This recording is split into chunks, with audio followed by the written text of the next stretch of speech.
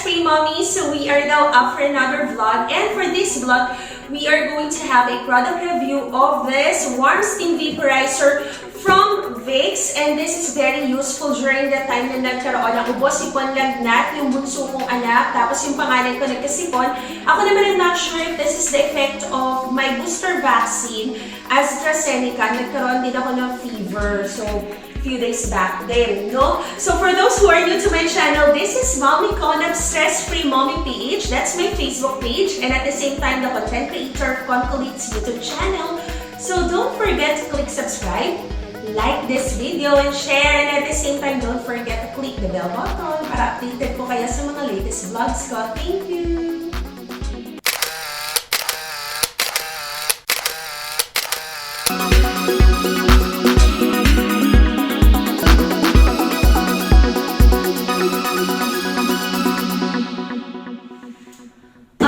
So, ayan, I will show you the different functions of this one. Basically, similar siya sa soothe, okay? So, ito yung lagi nga sinasabi na effective daw gawin if you have flu. Even before naman this pandemic, no?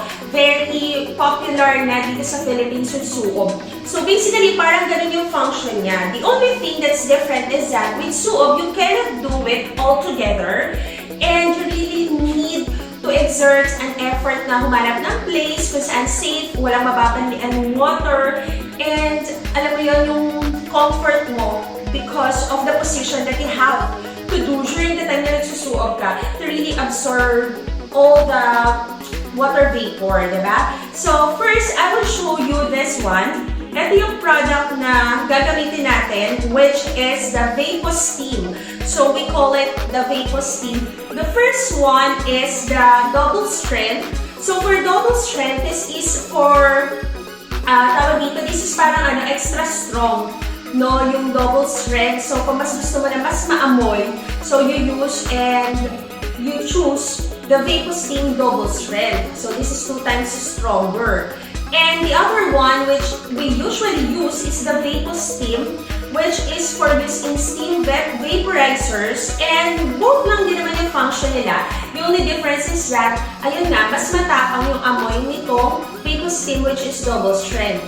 Then, it is also indicated here that you do not take this by mouth. So, mukha kasi siya talagang gamot, and plus thinking that it would help you in tawag dito, to relieve your cold and flu symptoms. Para baka mamaya yung iba isipin nila ay pwede itong inumin. So that's why it's indicated here that do not take this by mouth. Now, this warm steam vaporizer actually is suitable for children under 2 years. Yes, you see this one. So, yun yung nakakatuwa. Actually, even in the picture that they put here in the box, baby yung nilagay nila, no? So, talagang parang sinasabi nila sa mga customers and clients that this is really safe. Plus, one thing that I love about this, syempre, diba, parang hirap huminga yung bunso ko, which is 2 years, yung bunso ko is 2 years old na siya. So, ang maganda dito is that it has a unique design to help avoid scalding, plus automatic shut off. At first, yun yung natatakot ako kasi ang nire-release nito, no, bukod sa amoy, it also releases hot air. Parang ganon, mainit yung inilalabas niyang air.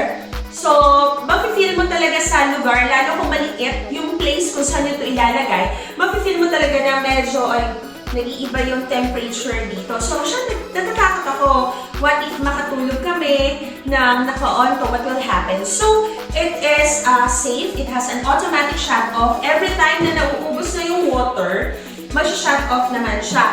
And it is easy to clean kasi nga, itatapon mo lang yung water once na tingin mo wala na siyang amoy. So, it's very easy to clean. And it has a lock-on cup and nightlight. So, now let's go to the product itself. So, the product itself, ayan. So, the product itself, it has a motor. So, yung motor ng product na to is this one. Ayan. Ayan na mismo. Yung nakikita niyo dito. Ayan. The cover itself, the blue part of the product is the motor itself na, no? Yun na yun. So, how this works? So, dito sa loob ng motor na to, meron dyan na Meron dyan yung para sa air that vents provide 25 lower steam outlet temperature than other conventional vaporizers. Plus, ang capacity naman ito, yung pinaka-white area, this is where we put the water. The capacity is 4 liter capacity, and it operates up to 12 to 14 hours on a single filling. So, sobrang sulit, no? Alam nyo, though I say na ang gusto kong part dito is that it has an automatic shut-off, hindi pa naman nangyari na kinailangan niya mag-automatic shut-off. Kasi nga, pagka ginagamit ko to, hindi ko naman siya minamax out. Pero, hindi naman nangyayari na natutuyot siya. So, it's good din kasi ang tagal rin na aabutin niya with a single filling. So, another thing is that,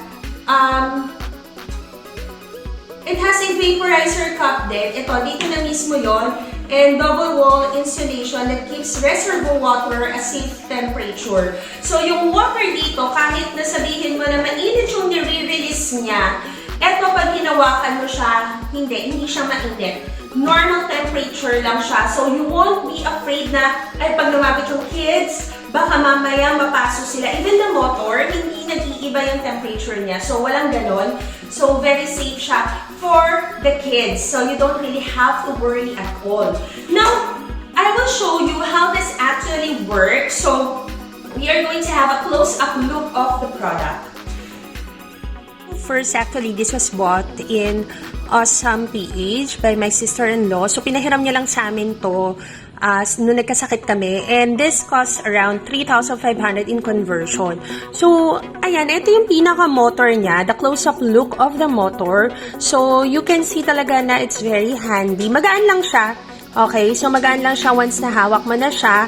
And you can see that you look around, so makikita nyo talaga na parang meron talaga siyang design dyan for the evaporation of the water. So, that's really the design of this machine.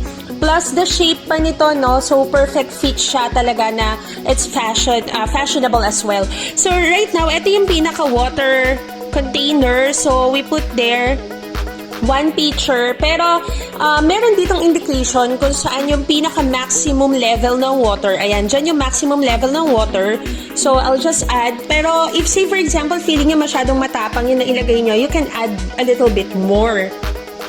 So, ayan. So, actually, right now, ang nilagay ko dito is the double strong. So, 2 times stronger, I mean. So, mas gusto ko kasi itong itry right now kahit na wala na kaming sipon. So, kaya kung mapapansin nyo, nagdagdag pa ako ng water, no? Just to make sure na hindi siya masakit sa ilong kasi too much is not good din. Basically, ito yung nakalagay. Meron ditong indication ano, na do not remove the stag. Para lang din noted sa inyo kung paano gagawin nyo once na natuyo siya. So, nandiyan yung instruction kung gaano katagal nyo munang papatayin yung motor bago nyo buksan yung pag nag-automatic shut off siya. So, kompleto talaga yung instruction nito. That's one thing that's really good. So, once na nilagay mo siya, wag mo munang isasaksak. Okay, so, ayan, sorry, baliktad pa. Okay, so, once na nilagay niyo siya dyan, so you will see there, ayan, ganyan ano. And then, para sure kayo na nakalock na siya, ayan, pipihitin niyo siya and then there's a click na maririnig kayo. So, ito yung itsura niya on the other side. So, saksak ko na siya. Once na sinaksak ko siya, yan, medyo hindi kita, pero nag-orange yung part na yan. And that's it. That's good to go na. Pwede na kayong magpahinga, massage si baby, and that's the bonding moment na. So, yun, that's a closer look of the product. So, mommies, I hope that you have learned something from this vlog. Once again, this is Mommy Column Stress-Free Mommy PH. And I hope that you could watch my next vlog, which is about the manual vaporizer of Vicks. Yan.